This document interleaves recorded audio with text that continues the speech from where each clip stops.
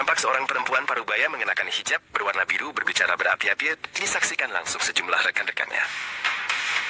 Ia mengancam akan mengerahkan 500 perempuan untuk turun ke markas besar Kepolisian RI dengan hanya mengenakan BH dan celana dalam.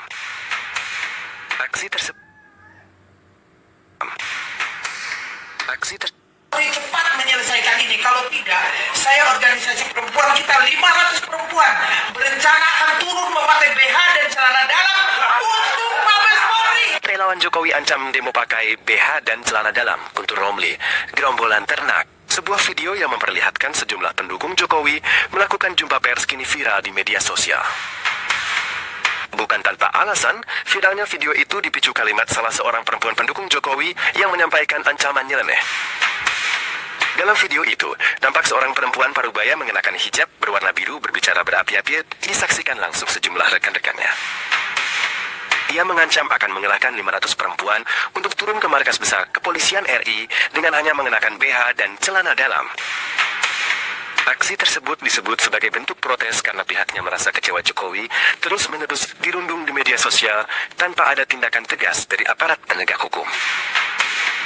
Jadi, kalau bisa Mabes Polri cepat menyelesaikan ini, kalau tidak saya organisasi perempuan, kita 500 perempuan berencana akan turun memakai BH dan celana dalam untuk Mabes Polri. Kita marah karena Pak Jokowi tiap hari dibully, ujar perempuan itu dalam sebuah konferensi pers dikutip dari Instagram. Ucapan kontroversial itu pun menjadi viral di media sosial.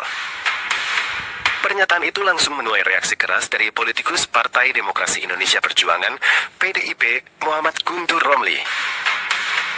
Menurutnya, aksi itu justru mempermalukan kaum perempuan. Rencana itu pun dinilai bukan sebagai bentuk dukungan yang cerdas terhadap Jokowi.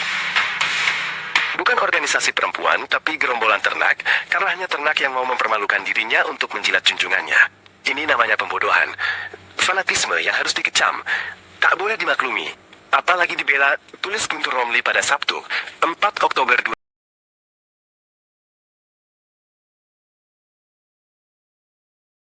Assalamualaikum warahmatullahi wabarakatuh. Waalaikumsalam warahmatullahi wabarakatuh. Bismillah, walhamdulillah. Wassalatu wassalamu ala rasulillah Sayyidina Maulana Muhammad bin Abdillah wa ala alihi wa sahbihi wa man wala. La hawla wa la quwwata illa billahil aliyyil azim. Kami dari Ahibba, sekaligus saya mewakili warga Pasuruan. Kami Ahibba Aliansi Muhibbin Ba'alawi dan Wali Songo, beserta perwakilan masyarakat Muslim Jawa Timur umumnya, mengutuk keras atas tindakan brutal PWI LS ataupun siapapun yang telah merusak, menghancurkan makam-makam aulia serta guru-guru kami di wilayah Winongan, khususnya makam Habib Ahmad bin Saleh Al-Haddad. Dan saya menuntut kepada aparat penegak hukum agar segera menangkap dan mengusut para pelaku serta aktor-aktor terlibat. Jikalau para pelaku tidak segera ditangkap dan diadili, maka kami umat Islam, khususnya Ahibba, gabungan dari seluruh Jawa Timur, jikalau para pelaku tidak segera ditangkap dan diadili, maka kami umat Islam Jawa Timur yang akan mencari dan mengadili dengan cara kami sendiri. Dengan demikian, atas nama Aliansi Ahibba, pecinta Habaib dan Wali Songo, kami ucapkan wassalamualaikum. Kami Ahibba Aliansi Muhibbin Ba'alawi dan Wali Songo, beserta perwakilan masyarakat Muslim Jawa Timur umumnya, mengutuk keras atas tindakan brutal PWI LS ataupun siapapun yang telah merusak, menghancurkan makam-makam aulia serta guru-guru kami di wilayah Winongan, khususnya makam Habib Ahmad bin Saleh Al-Haddad. Dan saya menuntut kepada aparat penegak hukum agar segera menangkap dan mengusut para pelaku serta aktor-aktor terlibat. Jikalau para pelaku tidak segera ditangkap dan diadili, maka kami umat Islam, khususnya Ahibba, gabungan dari seluruh Jawa Timur, jikalau para pelaku tidak segera ditangkap dan diadili, maka kami umat Islam Jawa Timur yang akan mencari dan mengadili dengan cara kami sendiri. Dengan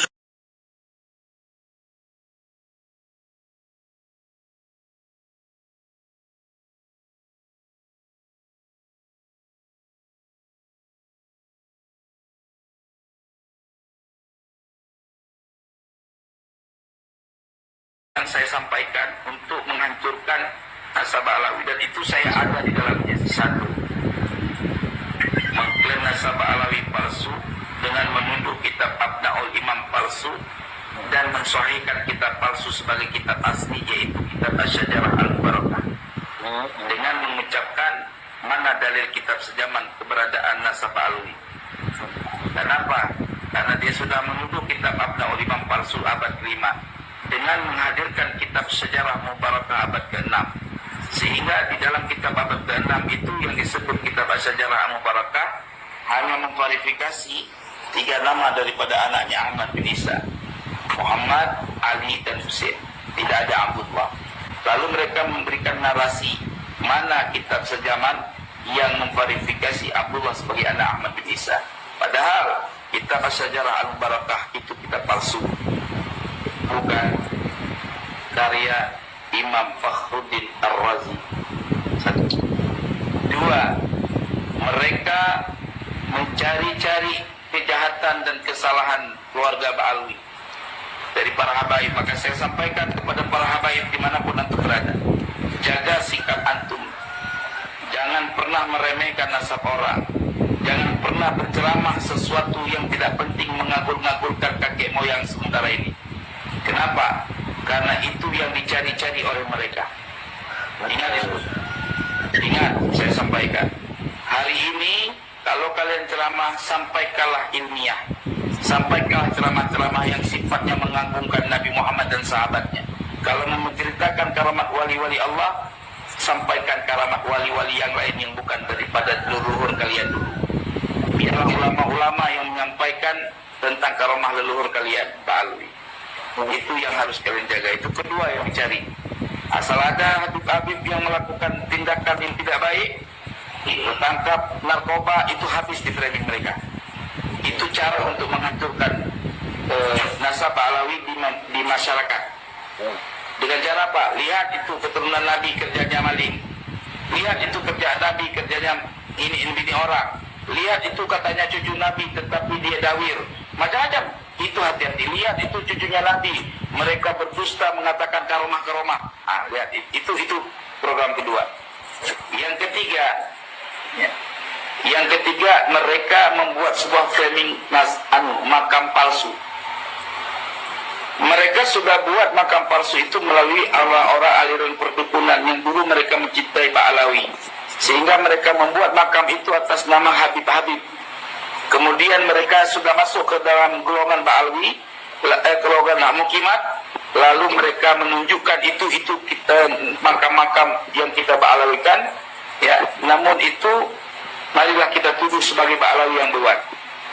Nah, makam-makam itu, ya, ketika hari ini kita konfirmasi, tidak ada satupun penemuan makam yang hari ini orang pelakunya ditangkap sebagai pelaku pemalsuan dari keluarga Ba'alwi. Belum ada.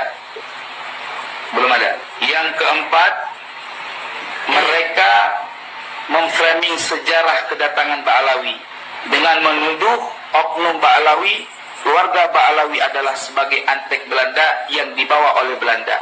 Nah, ini yang mereka buat untuk membakar hati kaum muslimin agar kaum muslimin membenci kalangan Ba'alawi.